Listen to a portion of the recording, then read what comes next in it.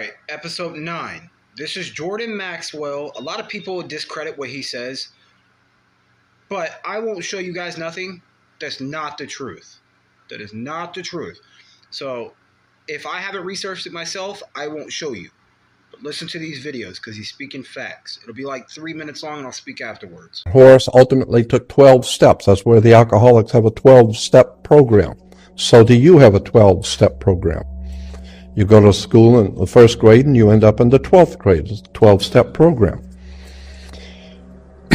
And consequently, Horus was the sun. The sun walked across the sky in 12 steps, called 12 Horuses. H-O-R-U-S, Horus. We today change it around and make it H-O-U-R-S. So it's 12 hours. It's actually 12 Horuses. And the sun brings light into the world. It walks across the sky in 12 steps and brings light into the world. And so consequently, and light in Latin was Lucius, or Luke Skywalker. He does battle with Darth Vader, the Prince of Darkness. So all of this is very interesting, but it's making the point that the eye of Horus is also known as the eye of Ra. It represents the sun and expresses the divine omnipotence of God, the Creator. So in the ancient Egyptian, the sun represented the presence of God. In the Old Testament, we are told that Moses comes down from the mountain after receiving the law, and what does he find the Hebrews doing? He finds the whole nation worshiping a golden calf. Well, the golden calf was in fact nothing more than a personification of the sun again. The golden comes from the golden sun, and the calf comes from the astrological sign of Taurus. So the golden calf was God's son in his kingdom in the constellation or the zodiac constellation of Taurus, the golden calf, or the sacred cow, which is still worshipped in India today.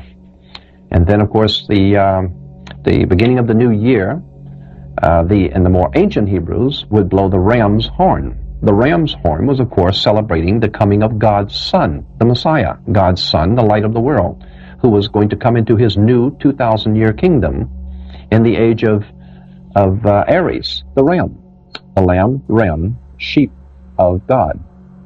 Later on, the ram is called the Paschal Lamb, or the Lamb of God, which is Aries, the constellation of Aries, and that's why the Jews still today blow the ram's horn.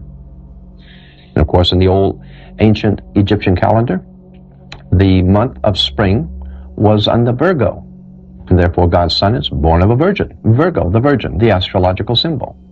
It's really rather simple once you understand the story. The king of Jerusalem founded an order of knights shortly after he was crowned, called the Knights Templar. Their first task was to explore the caverns and tunnels below the Temple Mount and find whatever relics of the past that they could find. They became the richest order in the world. They became the first international bankers.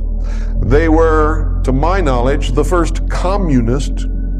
Actually, that's not true because the Gnostics were the first communists. But the Knights Templar became the second large group of a communistic order that existed in the world.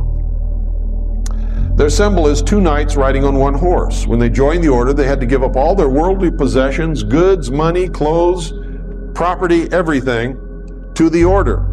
And they were only given according to their need in the position that they were assigned to perform by the order. What is that? Communism. They didn't own anything. They didn't have anything. They were never given anything unless they absolutely needed it to do whatever job they were assigned. So that man knew everything. And what he said was facts. All religion is made from astrology. All of it. Every last one. Once you understand the story, you can see all the lies you've been lied to.